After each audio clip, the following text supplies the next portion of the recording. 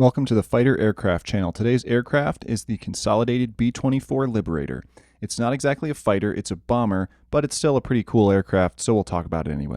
I have a personal connection to this aircraft as well, as my grandfather flew in one, and I'll talk about that later, but first the usual specs about the aircraft. The Liberator first flew in 1939, and it was ordered basically to exceed the performance of the B-17, and it was built to be a long-range, high-altitude bomber. It could fly up to 28,000 feet, had a max speed of 290 miles per hour with a range of 2,100 miles because it had 4 Pratt & Whitney twin Wasp engines capable of 4,800 horsepower of output.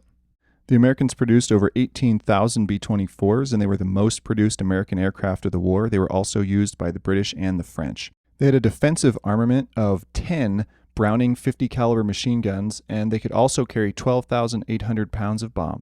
So as I mentioned earlier, my grandfather flew in a B-24, much like the one pictured here. He was in the 459th Bomb Group, which is denoted by the checkerboard tail pattern.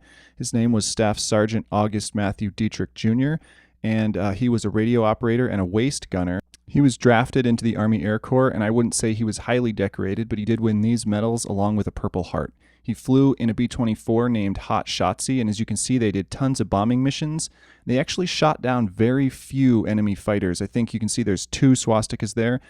Their tail gunner was the only person on the whole plane, even with those 10 Browning machine guns, to ever hit an enemy fighter.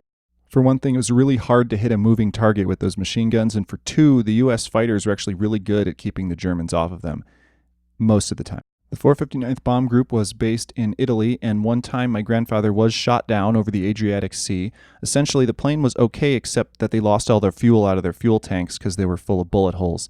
One crew member was injured pretty badly, and it wasn't actually the injuries from the attack that killed him. It was when they ditched, everyone had to lean against a bulkhead, and they couldn't get that gunner out of his turret, so he would just smashed into the ocean, and that's basically what killed him.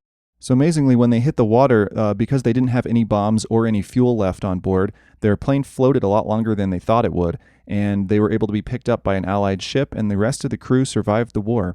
So thanks for watching. This is the Fighter Aircraft channel, and please subscribe for more videos.